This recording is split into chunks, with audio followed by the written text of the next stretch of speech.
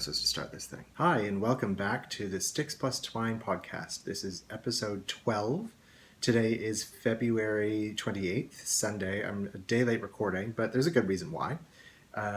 Basically, I was not in the mood to podcast yesterday. I was working on a couple of my whips, and I wanted to get some more done before I podcasted, and it's been great because Sebastian was working yesterday and today, so I had a good chance to catch up on a lot of podcasts, and that was fabulous. So I had all y'all to keep me company while I was doing some knitting and trying to get some projects wrapped up. So I should introduce myself. My name is Eric. I am coming to you from Toronto, Ontario, Canada, and I have to say, this week, I have been watching a lot of Canadian podcasts, which is fantastic. The one thing that puzzles me, though, is that there's not more from Toronto. I would have thought there would have been more, but not so many. Not that I've been able to find. So if you're a Toronto podcaster and I haven't caught up to you yet, do let me know, because that would be fun to know that I'm not the only one here. Tons of ladies from Alberta. We've got Shannon in Vancouver. And we've got the girls from the East Coast, Natasha and Meredith, who are on a fabulous knitting retreat that they put together themselves, which looks awesome. I want a pair of those Simple House slippers done in Farrell. That looked amazing, ladies. Anyway, my name is Eric. I can be found on Ravelry as EP Lutz. We have a Ravelry group as well under the Sticks Plus Twine. I think you just have to search Sticks Plus Twine and you'll find it. I'm also on Instagram as e.p.lutz, that's L-U-T-Z or Z, depending on what part of the world you're from. And so let's just get started. I'll say upfront, I think this is probably going to be a shorter episode because I've been pretty monogamous in my knitting this week, and I haven't really done a lot of acquisitions. I'm trying to be good, trying to keep to my yarn diet. Not that I'm really officially on one, but let's just say after the holidays, I want to keep an eye on the budget. And we're actually going on holiday on, it's not even quite 3 weeks. It's like 2.5 weeks from now. So trying to keep some dollars under control. So we're going to talk about whips. Up front, there are no FOs this week, but there will be an FO later today. So if you catch up with me on Instagram, you're likely to see something later tonight. So let's get started. First, I will say I have in my fabulous houndstooth check Starbucks mug, which I saw these in the States before they came out in Canada, and I absolutely had to have one. I should have bought one when I was on holiday in September, but I missed out, and then they came out here I saw them in Toronto, and I had to have one. So I actually really love houndstooth, and I love it in this sort of navy and white colorway. So today's tea is actually an acquisition from a very kind viewer of the podcast. It is, I'm just looking at the bag because there's another one, organic Earl Grey with lavender. And it's really good. I love Earl Grey. It's one of my favorites anyway, because anything citrusy, and the bergamot, of course, is what makes Earl Grey Earl Grey. And it tastes really delicious. So I'm really enjoying that. So thank you to the viewer, who I shall name when I go through stuff that was sent to me this week. That's really yummy. So let's talk about a few things, what's been going on this week. I sent out the package for a winner of the men's accessories cal, late this week. So I sent it out on Friday, but it may not get actually postmarked until tomorrow. I'm not sure when I got posted. I got there after the pickup, so we'll see when that happens. But it's on its way, so I can't wait for you to get that. I'm sure you'll be happy with it as much as I was happy to put it together. And thank you again to Jody from Mrs. Brown's Bags, who donated the big prize for that one. Super appreciate that. Let's talk about... something just dropped. Like condo living, things happen. Let's talk about whips. So, go through the ones I'm not going to show because there's been no progress. The Petty Harbor socks, which I'm knitting as part of Jenny from the Lone Larch's Canadian Pattern Socks Cal. Hi, Jenny. I watched and caught up with you this morning, and trust me, I fanboy just as much as you do. So I still get a thrill when I get a shout out. So I was waving at you this morning. Hi, Jenny. But I haven't made any new progress on that because I've been focusing on two projects almost exclusively this past week. I think I knit a row or two just when I needed a bit of a palette cleanser. So not going to show those because really there's nothing to show. My ripped sweater, I have not even taken out of the project bag, as you'll see why, because I've got 2 projects that I'm focusing on, as I said. Cozy Memories blanket, I have not touched, but I will say I love seeing some of the people starting to use the hashtag share the cozy. So whether you have a cozy memory stick, like Jacqueline from Brooklyn Knit Folk, or cozy socks, like Nessa from Kill to Craft, or the Legacy Knit Girls, you could call those cozy socks too if you want.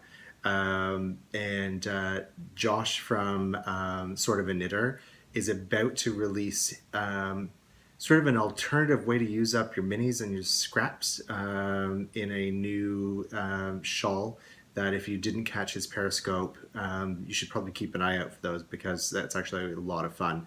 I watched it on the replay. I didn't get a chance to see it live, but I'm tempted. As you can see, the bowl of minis is still growing. So I kind of feel like that's another way. If you don't want to do the blanket and you want something sort of to use up some of your minis, that's a great way. In fact, I am wearing my blue hoodie today in honor of Josh, who says I need more neon fantasticness in my life, but this is about as close as I get to neon right now. So anyway, so that's, I'm not going to show those because like I said, there's no real progress there. But what have I made progress on? Let me grab in this little project bag that I made myself. I don't sell them. I don't have an Etsy shop, nor do I plan to, because frankly, I don't think I'm that good at it. But I enjoyed making it anyway. It was just a good practice thing for me. In this bag is, and I don't have it attached to a yarn ball at the moment. Oh, yes, I do. I don't have that much left. That's all that's left of this messy little skein.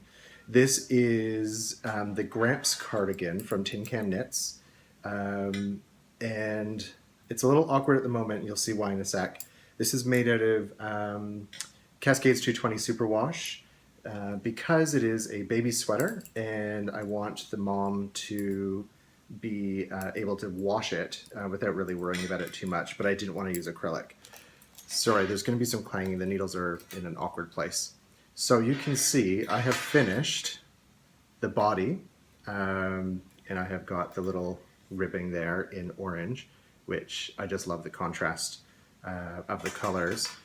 It just so happens navy blue and orange are the colors of my agency's branding, but that's not why I did it that color. I just thought these would be great for little boys. I have got that much on the sleeve done on the first sleeve. I have about another inch to go or so on the sleeve, and then I have to do the contrast rib on the edge there. This will probably take me another day or so to finish. It's going really quickly.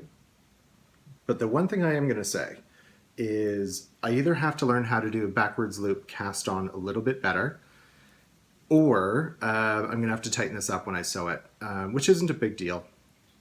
But I don't know if you can see that there. You see my little finger going through there? That is the backwards loop cast on, because what you do is it's a top-down yoke knit sweater with a raglan sleeve, and as you build out the raglan, you cast on some stitches at the bottom of the sleeve, and then you keep going to finish the body. And it leaves some gaps. So I'm gonna have to fix that when I sew it together. Not a big deal, really truly it isn't. I'll probably wanna reinforce it anyway because I want this to be somewhat durable. I know that the baby's not gonna fit in this forever, and I'm sure it will hopefully, well, sure, I hope it gets sort of handed down. But I'm enjoying the knit. It's moving really quickly. And so the one thing is, I don't know if I can really talk to the pattern too much because it is a paid for pattern. There are a lot of increases, obviously, as you build out the yoke, but it doesn't tell you, and this is actually, I found this in the forum, so or in the comments about the pattern, so I think it's public. It doesn't tell you what increase to use. It's just sort of knitter's choice. So for me, I just did a knit front back as opposed to make one right, make one left, because honestly, this was kind of TV knitting for me, and I didn't want to, if I'm really being honest, I had to knit the yoke. I started it 3 times because I kept forgetting to do increases. So I figured if I just do knit front back on either side of a stitch marker, I would probably figure it out a lot easier. So that's what I did. But I'd be curious to know, what's your favorite raglan increase if you have one for sweaters? This is really truly, other than the rift sweater, which I'm also not going to show because I've made no progress, as I said. I'd be curious to know, if you knit them, what is your preferred method? Is there one that's better than another? Is make one right, make one left better? Is it, what's your preferred increase? I'd be curious. So anyway, that's good. I think it's really cute. I can't wait to see it done. There it goes. It's, clothes for little people. So I will be making a second one of these, but I'm not going to cast that on right away because I can already tell I'm like, oh, I want to get back to my own projects or projects for me. I'm going to talk a little bit about sort of a thematic around this week's knitting, but I do want to get back to making I want to do some work on my Cozy Memories blanket, and I want to do some on my rift sweater. And I have a few other projects that I'm just, before it gets too warm, that I want to cast on. I've got some hats I want to do, that sort of stuff. So anyway, I want to move that on quick. But then the matching one for the older son will be, for this colleague of mine, will be in base color. This will be orange, and this will be in the navy blue. So I have enough to do sort of contrast. So that's the first one. My second one, I'm going to move the chair closer one sec. Sorry about the noise. In my Bags by Terry Downton Abbey bag, I just figured it's so suiting for this project, is my test knit for Debbie Reese. She is Debbie S. Reese on Instagram, and she is one half of the Periscoping Sisters with her sister Amy, who is Inked Indigo. I am going to move the needles down so they don't clang too badly. Oh, it's backwards, of course. Working on my test knit for the Wendy Sky Shawl. You can see it's grown quite a bit since you last saw it. Doesn't do it any justice because it's, of course, all bunched up on the needles. But it's getting there. I'm almost there. I messed up a little bit on this section. There was supposed to be another stripe before I went back into the floral section, into the flower. So I just added a couple of rows onto the second section, so I'd end up at the same spacing, essentially. I stopped screwing up on the number of stitches, which was a nice thing to see, because the pattern as I followed it worked out perfectly. So Debbie, cheers, good to go on the pattern. I literally have 14 rows left, but I don't even know how many stitches per row. As I was getting through, these took me one Kilted Craft, one Lone Larch, and a Pin Feather and Pearls podcast to get through just these garter ridges. There's 1, 2, 3, 4 garter ridges. Took me, I think, 3 or 4 podcasts to get through.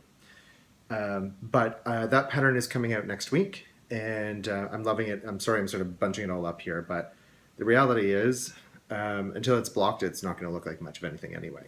So that one is coming. That one will be a present for my mom for Mother's Day. I've never really knit her anything. There's a funny story. One of the first things that I learned to knit when I was in high school was a Doctor Who scarf. You know, that one, the Tom Baker scarf, the really, really long one that's like 20 feet long or something. It's all in garter stitch. It's super easy, but I got bored after, I think, 3 or 4 feet. My mom actually finished the whole thing for me. So I kind of feel like I owe her something. So this was a good, maybe it will make up for making her make that for me. I do want to share, though, that this tiny little mini, this is actually a 5-gram mini that I wound. This is all that's left of the first skein of the Richard DeVries Candy Floss in the soft base. I love this color. It's not me at all, but the speckles and purples and things in it just are so really good looking, and I love this. So I'm not going to hold on to this one. This will be something that I give away in a swap of some point. You can see the colors there. I don't think it's going to focus, but maybe it will. Great colors in it. I have another skein of this that I'm just about to crack into, so I'm going to have tons of this left over. So that I will probably just use for swaps. But what I found was I have a hard time rewinding minis. I just find them, I don't have anything that's of the right length. I don't have a nitty knotty to use. So what I did was I actually used my my Swift to do that. So and it's actually still stuck. You can't see it's out of frame here. It's still stuck to this side of the cabinet. I did get the Knit Picks screws, but I need to find a wrench to undo the one that broke. Anyway, long story short, I figured that what better way to do this than I attached one little end to the Swift, and then I just spun it round. Now I probably could open it a little less, so I'd end up with a smaller one. But I just thought it was a really interesting way to do it, as opposed to trying to use a book or trying to use anything else. If you've got a Swift, just attach one end to a piece, spin it round, and then it comes off all in one go. Anyway, little tip from me to you, maybe. So there's that. So that's it for whips. Like I said, FOs, I don't really have any. So let's do acquisitions, because I've got them all sitting right here, and I'm excited to talk to them. So my friend Jen, who is Jen from Jersey on Ravelry, wanted to send me a little something, and although it was completely, it was not asked for, but I love what she sent. Thank you so much, Jen. She sent me a few little things that I thought were special. She sent me some tea. There's some Market Spice tea in here. That's what's in the baggie. And then that's the, hopefully it'll focus. Maybe it will, maybe it won't. The lavender Earl Grey, and it's delicious. So I'm going to have some right now, actually, because I'm getting a bit of a hoarse throat. Oh, that's so good. She also sent me this wonderful, wonderful, wonderful little mini that she put together for me, which is amazing. And she wrote a little note. My first ever knit item with Zen used this and Creolace to knit Stephen West Daybreak. I wanted you to have a little bit in your minis. Hope you like. Of course I do. So this is To Eric, Hugs Jen, Zen Yard Garden Serenity. My very first, my very fave. Sorry, Jen. I make my R's like V's, so I was like, my very far yarn I've knit. My very fave yarn I knit. So I can't wait. That's going to go into. This is why I want to get back to doing my Cozy Memories blanket, because I miss doing that and seeing the stories and stuff. So I'm going to share the cozy with that. Thank you so much, Jen. She also sent me in this cute little bag. This might take me a moment because it's in a Ziploc, and you know what mini Ziplocs are like. They're a bit of a palaver, aren't they? She sent me a set of... Oh, I just realized the little bag, the little organza bag, has sparkles that are coming off on my table. It's sparkle, sparkle. Simpsons reference for anybody who had that. She sent me a couple of stitch markers. There's one that has... This will never show up and this will never focus, so I might just have to put a picture, but you get the idea. It's little feet. And these little great beaded ones, which are awesome. Great color. They're, I'm not sure what they are. Almost looks like a tiger's eye, but it's not quite. I don't know. Maybe, Jen, you can give me a note in the show notes and let me know.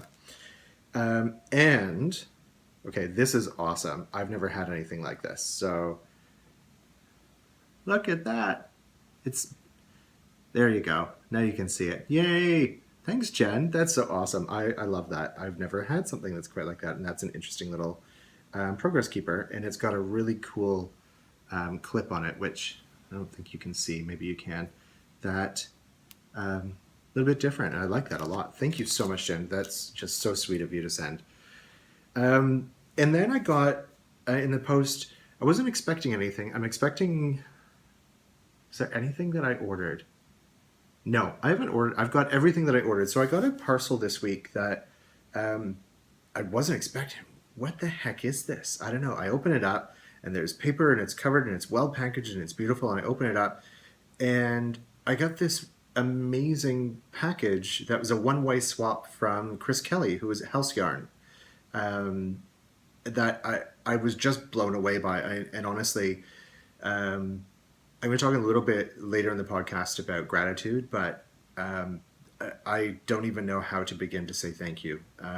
It came at a time when I really needed something to pick me up. I'm going to get emotional, so I'm going to stop there because no one needs to see me blubber on camera. But she sent just the most beautiful little card, and I won't share the card because that's somewhat personal between me and Chris, but it was, just suffice it to say, it was the most beautiful card.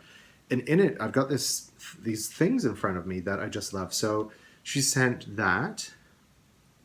which is an amazing little book. And it actually has a ruler on the back, which you can never be without a little ruler when you're looking for marks. How to knit a swatch, time-saving knitting tips, knitting bookshelf, how to do Kitchener stitch, foot length versus shoe size, common conversions, hooks and needles. Like, this is essential. This should be in your Notions pouch for sure. And then she's put little sticky notes on things, which I thought were just so cute. You can never have too many stickies or too much knitting happiness. Well, you're absolutely right. And it's a little folder with little sticky notes in it, which I'm a sucker for these things. I love them. And I thought that for marking points in a pattern, making notes about different things, that's awesome. But it keeps going. Candy that's specially made for our little gift shop here in Monmouth. And there it comes in sort of a brie cheese little tin or box. Dutch House gluten-free caramels, which I haven't broken into yet because I've been wanting to show you first about how perfect those are. So now that that's done, I can have one of those later. And then she sent me this soap is handmade in a nearby town, and it's soap called from the Dirty Goat handcrafted bath and beauty goods. And this is Blackbird, so it has activated charcoal in it. And look at how awesome that little thing is. Isn't that cute? It's in a recyclable little carton, like a egg carton sort of feeling product. And it doesn't really have a scent, but I'm assuming that it's not meant to when it's made with activated charcoal.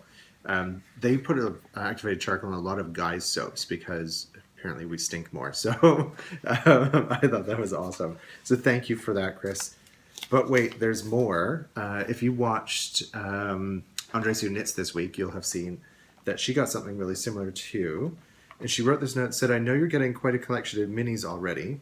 Yes, there is. But I had to send one of my Knitter's Dozen egg crate of minis. No words. Words fail, truly. And I agree with you, Andy. Having these already pre-wound into little balls, can we just make that the new norm? Like, that's amazing. I know it takes a lot of time. Chris, that takes a lot of time. I know. But holy crap, that's so much easier. And the colors in here, Josh, neon. I can't wait. I can't wait. These are some amazing colors. And anybody who's going to get a swap from me in the near future, don't expect any of these. These are mine. I'm going to keep those. So, Chris, I have to say, from me to you, thank you so much for being so considerate and so kind. Anyone that knows Chris or has talked to Chris knows that she's just one of the most special people on the planet. And if you don't watch it, I said last week you should. She, at 2 p.m. Central Standard Time, has a Periscope nearly each week. I don't know if she's going to continue doing it every week. On just different and most amazing things. So I'll be watching that. I'm hoping to finish in time so that I can watch her today. But she, what's this week's topic?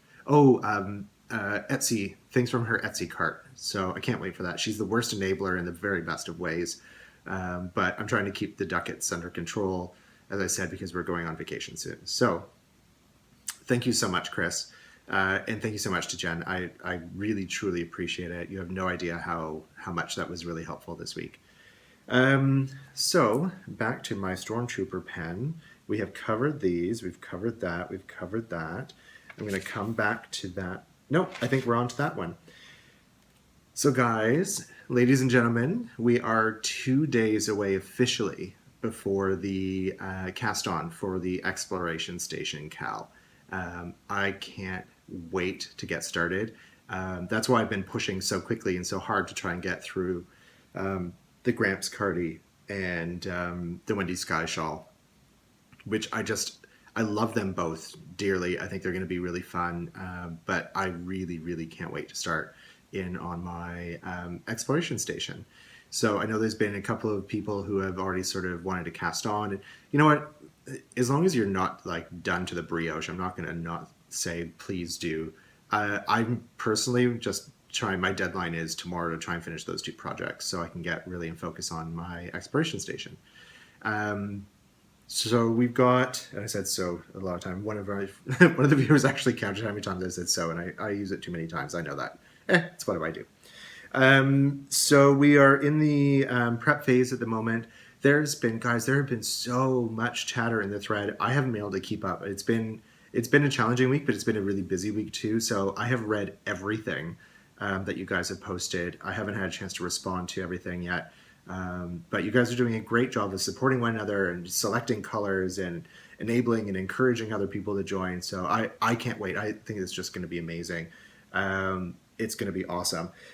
We do have a hashtag now for it. I have not put a hashtag in because technically the Cal has not kicked off.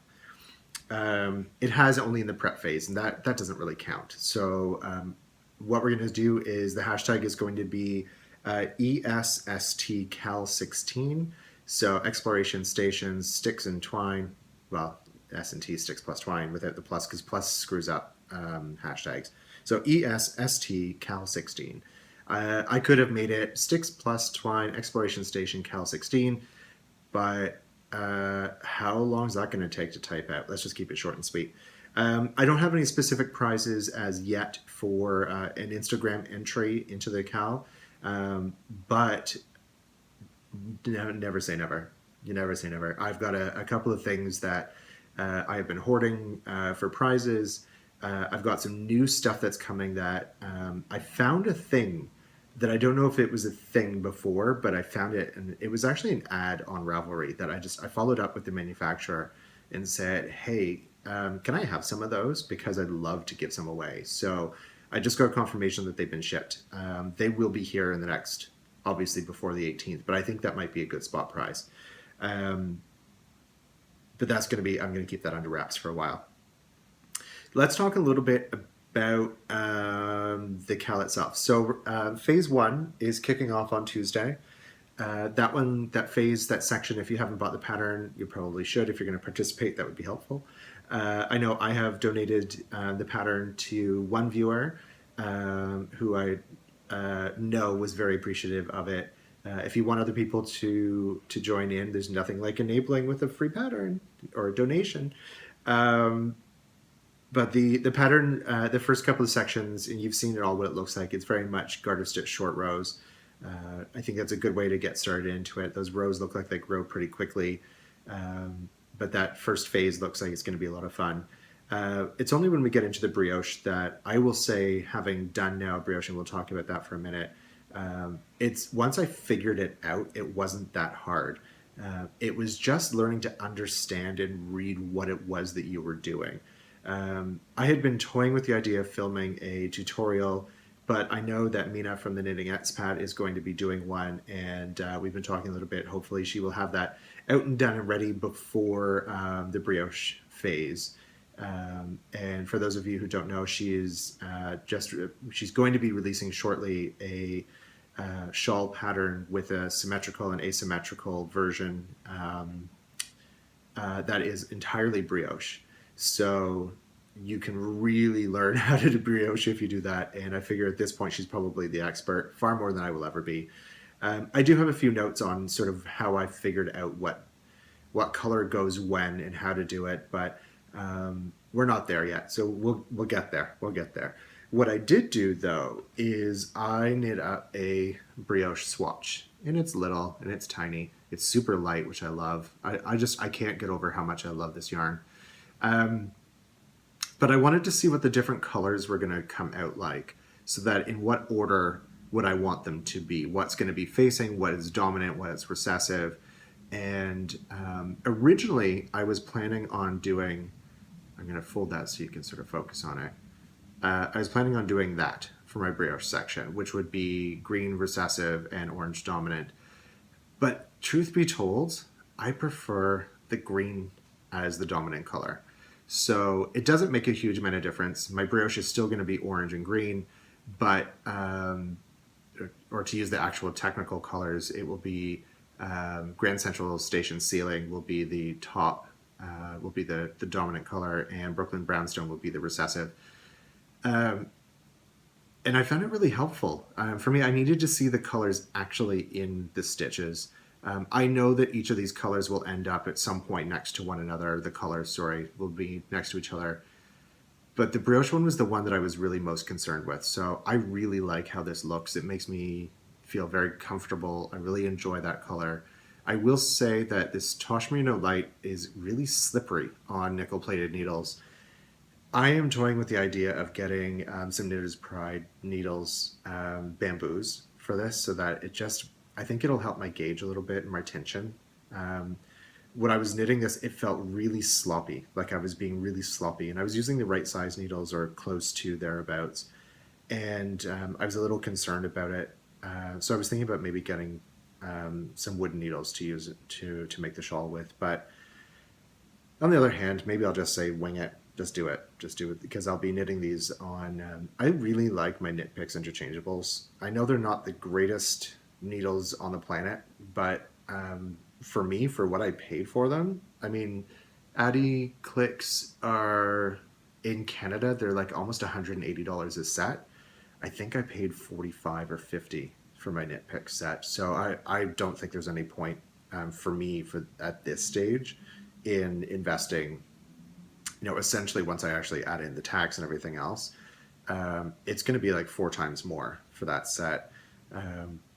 And the Knit Picks one uses all of it's made by Knitter's Pride anyway, so all the Knitter's Pride needles fit the cords. The cords aren't the greatest either. They're not super flexible if you're going to use them for Magic Loop, which I do use them very much for Magic Loop. I'm doing the sleeves for the Gramps cardi Magic Loop as opposed to DPNs, and I'm using the Knit Picks for that. I enjoy it. It works just fine. There's nothing wrong with it. It could be more flexible. You just have to sort of manhandle the cord a little bit, or woman handle as the case may be. Anyway, I'm kind of rambling a little bit there, but that's Exploration Station swatch number 2. I'm good to go. I'm ready to cast on. That's why I am really pushing to try and get the other 2 projects done, so that I can really sort of focus on both. The 4 projects I really want to focus on is I want to get my Petty Harbor socks finished. I need to finish the Gramps cardi tomorrow because that's the end of the Little Along for Danny from Little Bobbins Knits is co-hosting a Little Along, and I want to get that done so I can enter that in. I have till the end of March for the socks for Jenny Lone Larch podcast for her Canadian pattern socks. Cal. But of course, I'm falling behind. Those are supposed to be my February socks for Kristen from the Yarngasm podcast from the Box of Socks Cal. It's a year-long Cal. It doesn't finish till the end of January, so it's not like the deadline is hard and fast for February, but I'm anxious to get my March socks cast on. And that means that I have to get these other ones finished. I really want to finish my Rift sweater in time to wear it before it gets too warm here. Just speaking about how warm it is here, it's about 10 degrees Celsius outside today. Guys, this is end of February. It's not supposed to be anywhere near this warm. We're supposed to be in like storm territory and stuff. We've had really, really overly warm weather this winter. I'm not complaining, but I'm a little concerned because price of food is already going up. And I can imagine that if we didn't have a good winter with enough water and moisture, it could affect food prices and everything else going into the summer. So yeah, I'm not so crazy about that. But also for knitwear, I want to finish my Rift sweater so I can wear it. But I'm digressing. So let's see, what else do we have to talk about? Oh my God, I know, something really big to talk about. But before I get to that, was there anything else that I needed to say? No, I think I wanted to focus a little bit the rest of the podcast about gratitude and what that means to me, and gratitude for this community and what it's given to me, and hopefully what I'm able to give back. And there's a number of reasons why this has really struck home this week for me. There's been last week in Shannon from Succetera, her podcast really touched a nerve with me when she opened up and talked about her struggles with depression. And I am not a stranger to that struggle myself. I've never really talked about it. I'm a typical guy, sort of suffer in silence. But what she had to say really touched me, and it struck a chord, and it stayed with me. And I wanted to say to Shannon, I see you, girl. I see you. I feel you, and you know that we've been talking a little bit on Instagram. Um, but I feel like one of the things that and I'm getting a little choked up about this. One of the things that I find really inspiring for me about this community is the level of gratitude that we have for one another and the support that we have for one another. So I wanted to share some of my gratitude for all of the podcasters who have supported me and my starting this. I still feel like such a beginner. So when I see people like Jenny or Candice, fangirling about me, I kind of feel like, but girl, no, I'm just Eric. But then I feel the same thing when, Danny gave me a shout out this week, which I'm so, that came as such a beautiful surprise. I was grinning like an idiot as I'm knitting, along the Wendy Sky shawl. And then Maria from Stitched in Sweden did the same thing this morning, and it's bringing a tear to my eye because the fact is, guys, like 10 years ago, we would never have this medium, and we'd never be this connected, and we'd never be able to help each other in the ways that we can now. So I'm trying not to get too sappy, but I can't help it because I don't feel the feels very often, but when I do, they need to be expressed. So I want to say the reason why that I've been really pushing for this notion of, in my knitting anyway, to finish these ones is because it's a way for me to demonstrate my gratitude. Show gratitude for my mom, gratitude to Debbie for asking me to be one of her test knitters. When I've never test knit anything, I've never knit a shawl before. This is my very first shawl. I've learned so much from it, and I can't say thank you enough. And to Chris and to Jen and Andy and everybody who sent me things, whether they were in a swamp or not. I can't tell you how much that fills my soul with gratitude.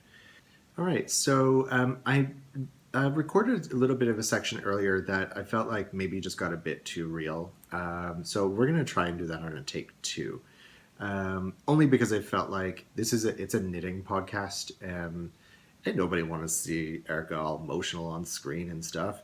But so now that has come through, and I have processed that emotional engagement, because Eric doesn't feel the feels very often. Ask Sebastian, he'll tell you it doesn't. The last time something really got to me was we went to see Eddie the Eagle on a preview screening. If you haven't seen it, I think it came out this weekend. It's actually a really cute movie. Certainly, it's on the big screen. The ski jumping parts really come to life. It's kind of fun. But I'm digressing. I wanted to talk a little bit about gratitude and what that means and how does that apply in our little world here. So I wanted to say that the whole reason why I started this podcast was because I wanted to find a place in our community, and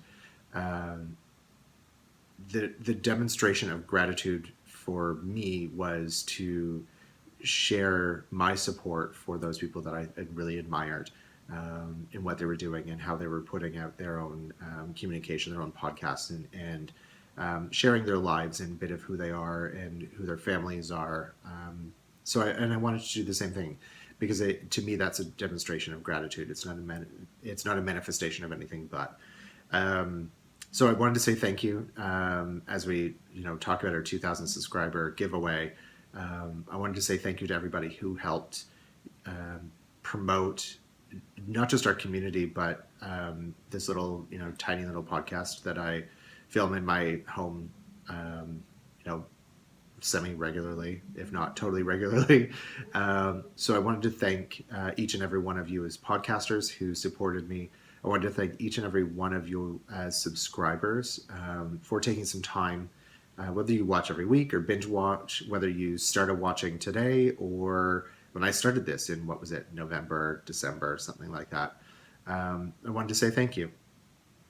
There's a number of reasons why gratitude has been on my mind this week, not least of which was Shannon from Socksetera opening up about some of her struggles on her not the last episode released today, but the last week. It stuck with me and really, it touched my heart, and it reinforced why we do what we do, because there's a lot of times when we don't have community here in in your building, in your home, in your neighborhood, in your town. And this becomes a real touch point for a lot of people. So thank you for sharing that, Shannon, because it made me really, truly invest my heart into what it is that we do. So to say thank you for everybody to subscribing. Of course, we have now the 2,000 subscriber thread is now open in Ravelry. We hit that just a little bit late last week. I was waiting and waiting because I wanted to open the thread before I went to bed, and I was waiting like it's getting there, it's getting there, it's getting there. And then I just put out a little note on Instagram saying, help, if you haven't subscribed, we're 7 away before the thread opens. Went to bed and woke up, and we had blown right past it. So thank you so much for subscribing. If you haven't already, feel free to. If you have subscribed, thank you so much. If you don't want to, hey, that's totally cool too. But let's talk a little bit about the giveaway. We've got some great prizes. We've got an amazing Lutz collection bag from Jody from Mrs. Brown's Bags.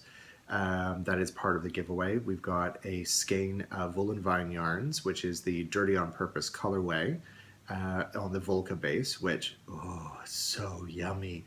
And then this week I was contacted by Benjamin Crudwig, the fabulous designer, and he offered 2 free patterns of any price from his Ravelry store as part of the giveaway as well. So you'll have, let's see, a project bag, yarn, patterns. Of course, there will be Disney tea, which I will send you as well. And there may be a few other little gifting things in there as well for you. That thread will remain open, I believe, until March 10th, but I'll put the actual date here just in case I have got that wrong. But yeah, so that's ongoing. It's happened. I would like to say again, thank you to everybody who subscribed, everyone who supported.